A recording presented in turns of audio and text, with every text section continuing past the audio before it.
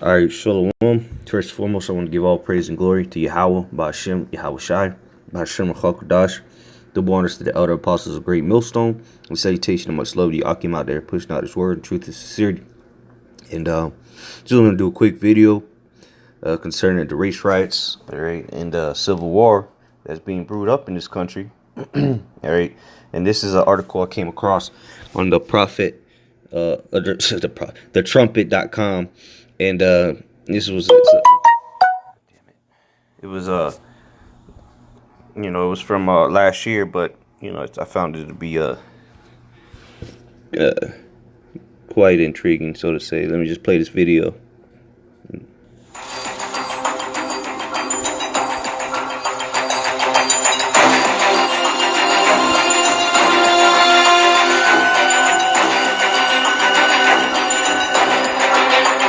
People need to start taking to the streets. Because this is time for vengeance. I have thought an awful lot about blowing up the White House.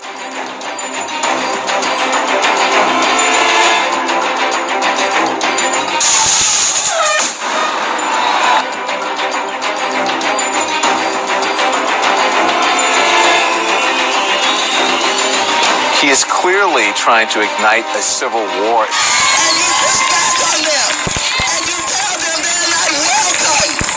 I just don't even know why there aren't uprisings all over the country.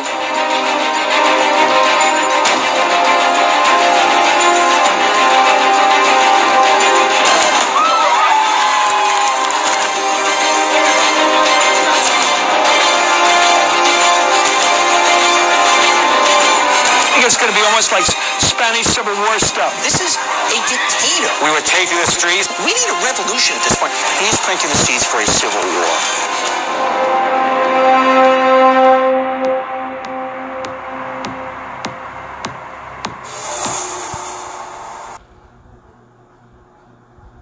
All right, so you see there, they must have been, whoever this guy is, Brad McDonald, whoever made this video, they must have been watching the prophets of the Lord, because they're going into a couple scriptures, which I hit a couple of them that he put up there. But you see how even your average American or whoever the hell this guy is, he knows that the Bible prophesied about America being in great chaos when the coming of when the Messiah would return. Okay, so this is it just pretty much it just outlines what the video said. Okay, so I'm gonna go ahead and hit the scriptures. All right, he quoted, because you can see, man, that the Lord is getting things stirred up.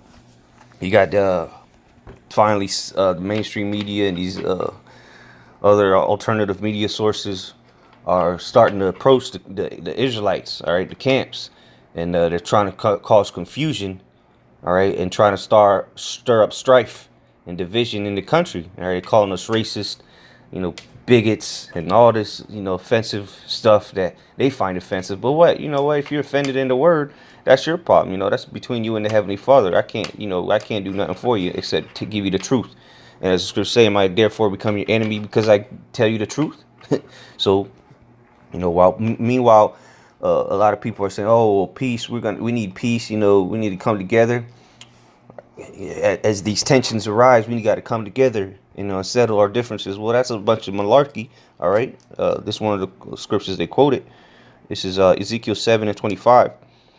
Destruction cometh, and they shall seek peace, and there shall be none. All right, because that's what people were going to be seeking for: peace and safety. But destruction is coming regardless, man, and there ain't gonna be no peace. All right, all that love your neighbor. All right, we're gonna see if you're really about that in these coming days, man. All right, people like to say, "Oh, you guys need to love your neighbors and love your enemy." Well, all right, when there's race riots and all out civil war, all right, civil unrest, chaos on the streets. All right, the stores, the food, the grocery stores have run out of food. Let's see where all that love their neighbor crap is at. All right, because people are a bunch of hypocrites, man. They don't understand that anyway. That ain't for them. This Bible is for the elect. All right, for the Israelites. All right. So when you understand that, you understand. You'll start to understand anyway what the scriptures are talking about. All right. Let me get this. Let's go with that precept there. All right. First Thessalonians chapter 5 verse 3. For when they shall say peace and safety, then sudden destruction cometh upon them, as travail upon a woman with child, and they shall not escape. All right. So, like the previous scripture said, they shall seek it, but not they shall find none concerning peace. All right. There ain't gonna be no peace and safety. You can look, but you're not gonna find, man. All right. Sudden destruction is coming. A great destruction is coming to America. All right, and ultimately it's going to be burned up with nuclear fire, thus saith the Lord. All right, ICBM missiles. That's what's coming to America. Okay, no safety. America is not going to be great again. Okay, it's not going to prosper. All right, it's going to be destroyed ultimately by these nuclear missiles that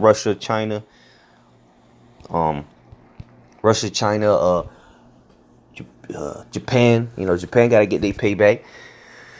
North Korea, Iran, all these countries, even the EU, all right, and NATO, they're gonna shoot missiles, okay, on America, all right, according to Revelation chapter 17, all right, the beast shall hate the whore, okay, the horns is gonna burn her with fire, man, okay.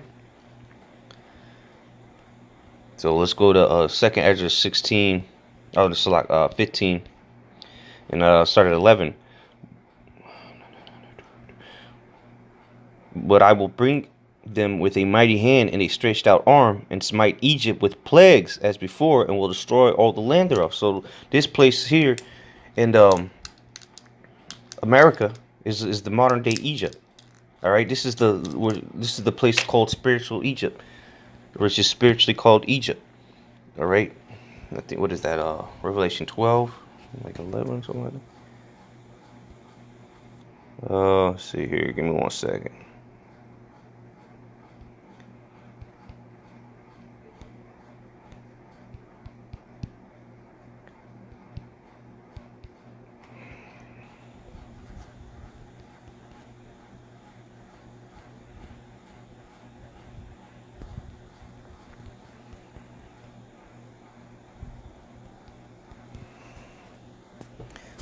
Okay, there's a Revelation 11 and 8. All right, it says, and their dead bodies shall lie in the street of that great city. That great city is talking about America. All right, where does everybody want to go to live the American dream? All right, they go to America. They don't go to China to live the Chinese dream. All right, or to Russia to live the Russian dream. No, they come into America. All right, chase after that American dream that is pushed out. All right, the philosophies that are pushed out. All right, the way of living that's pushed out upon the whole earth. All right, it says which is spiritually is called Sodom in Egypt, where our Lord was crucified. All right, so this place is spiritual. That great city was talking about, spiritually called Egypt. All right, so when it's here in the Second Ezra 15 and 11, it said, and smite Egypt with plagues as before. So it's talking about the new Egypt. All right, because it's not talking about the ancient Egypt, because it said as before, and will destroy all the land thereof. And the ancient Egypt wasn't completely destroyed. All right, there were still people left. All right, after the Israelites left. It says, verse 12, Egypt shall mourn, and the foundation of it shall be smitten with the plague and punishment that the Most High shall bring upon it. What's going to be the ultimate plague? It's going to be the nuclear missiles. Before all that, before the return of the Messiah, whom you ignorantly call Jesus Christ, there's going to be chaos. There's going to be World War III, race riots here in America. America is going to be on the point of just complete utter destruction while they're in the midst of World War III, man. They're gonna be fighting two battles, one in their land and one out the land, man. All right. Verse 13. They that till the ground shall mourn, for their seed shall fail through the blasting in hell, and with fearful consolation. Woe to the world and them that dwell therein. All right. Verse 15. For the sword and their destruction draweth nigh. All right, like we read in Ezekiel 7 and First Thessalonians, that destruction. They shall seek peace and safety, but destruction cometh. All right, destruction cometh, and they shall seek peace, and shall not find any. Okay, so this is talking about that destruction that's coming, man.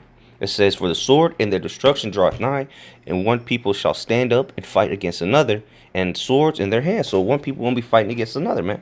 All right, one man,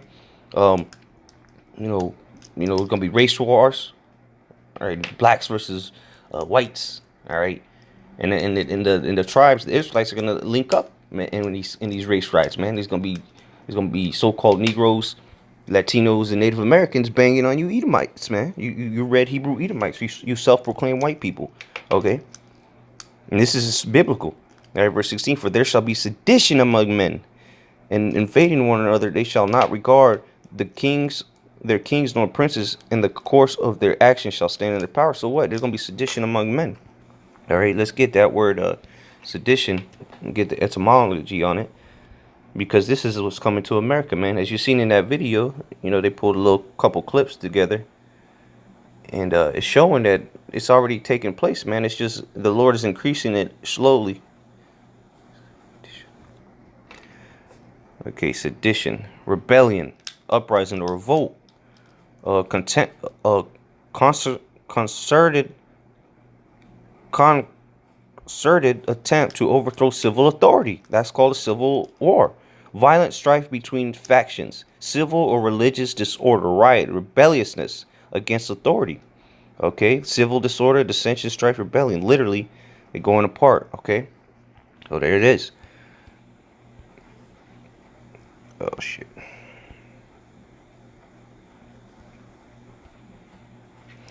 Go back.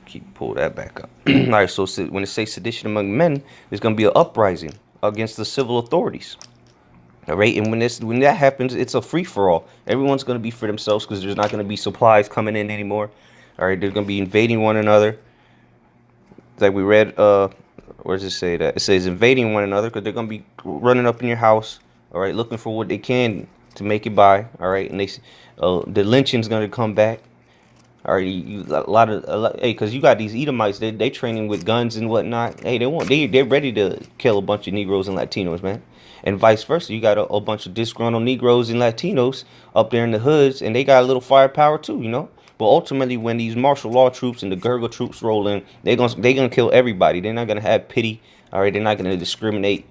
All right, even though there's gonna be race riots, that's gonna be among the people. But what, when the martial law troops come in for the Civil War side of it, all right, they're gonna roll you people over like nothing, man. They got all these high-tech equipment. They're gonna come in there with Humvees and tanks and just run people over, man. All right, verse 17, and man shall desire to go into a city and shall not be able, because what, when the Civil War takes place, they're gonna declare martial law. All right, and they're gonna block off cities, main roads, all right, highways, and you're gonna be stuck right where you are. All right, that's why I said be ye as pilgrims in that day. All right, because what, you're gonna have to be maneuvering. You can't just sit in the same spot, man. They're gonna eventually they're gonna go door to door, busting shit down. All right, looking to see who they can toss in a concentration camp, man. Trying to chip you, because at the same time they're gonna be trying to push this, or if it not already, they're gonna be pushing that microchip, the RFID microchip, which is the mark of the beast, on a whole nother scale. All right. Verse 18, for because of their pride, America is the proudest place on the planet, man. For because of their pride, the city shall be troubled, the houses shall be destroyed, and men shall be afraid. All right, it's all because of the pride, man. The pride of this place, because nobody ever thought America would fall. All right, the Americans are, you know, some of the proudest, smug people you'll meet in your life. That's why even other Edomites don't like you, you American Edomites, man. The Russians don't like you, the French don't like you, the British definitely don't like you. Okay, nobody likes you, American Edomites, man. Verse 19, a man shall have no pity upon his neighbor, but shall destroy their houses with the sword and spoil their goods because of the lack of bread and for great tribulation. That's it. That's it right there, man. You know, nobody's gonna care about your feelings. They're not gonna have pity on you. Or your daughter ain't ate a nice little meal in 2 days. Man, your neighbor gonna come and eat everything you got, man. He gonna come in there with a sword, the modern day sword. He gonna come in there with his Uzi, okay, or his Glock, and he gonna bust your door down. Probably tie you up, or just put a bullet between your eyes right away. Rape your wife. All right, if you got any good your daughters, they gonna get raped too. All right, they're gonna spoil your goods. They eat all your food. All right, drink your water. All right, here it is. You got doomsday preppers and hoarders stuffing up all this food and water, and really that's gonna be for somebody else. Most importantly, for the elect of Yahweh Shem outside, because they're gonna eat, as Yahweh Shem outside said. He said, "My servants shall eat." All right. Matter of fact, let's get that. I think it's in Jeremiah. Eat, drink.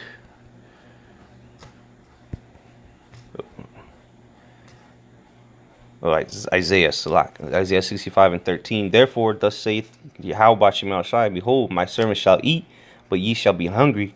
And like we just read, it's going to be a lack of bread. That's why they're going to be hungry. All right. Only the elect is going to be taken care of in the time of tribulation or the time of Jacob's trouble. We'll get that next. All right. It says, my servant shall eat, but ye shall be hungry. Behold, my servant shall drink, but ye shall be thirsty. Because what? The Lord is going to allow his men to be good in that day. Okay. They're going to be not starving to death like the majority of the people are. Because a lot of people are going to starve to death during all these race riots and civil war. Because what? It ain't going to be the truck drivers is not going to be delivering food back and forth, when in the midst of straight chaos.